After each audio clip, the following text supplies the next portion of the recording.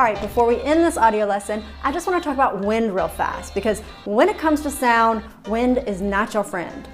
I don't need to state the obvious here, but we are officially in hurricane conditions. Anyone who didn't heed the evacuation orders here in Miami Beach, it's time to bunker down. Since wind sounds so nasty against a mic, you want to protect the microphone from wind if you're around it. And most microphones come with some kind of wind cover that's made out of foam.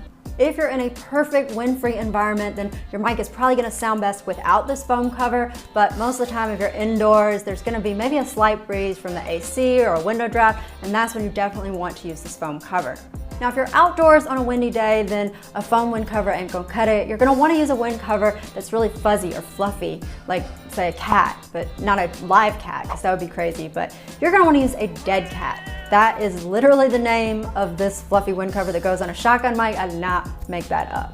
There are also little fluffy wind covers that you can put on lavalier mics, but personally I think they look ridiculous. And then if you are outside in super strong winds, then you want to use something called a blimp. Look at this thing. I don't know exactly how it works, but it is the Mac Daddy of all wind protection. Now personally, I prefer to never record audio in wind if I can avoid it, because I am lazy and I like my sound editing to be drama-free. But if you're making like a documentary about somebody climbing mountains, I don't know your life, but if that's you, then you can check out the wind cover products that we have in the audio guide.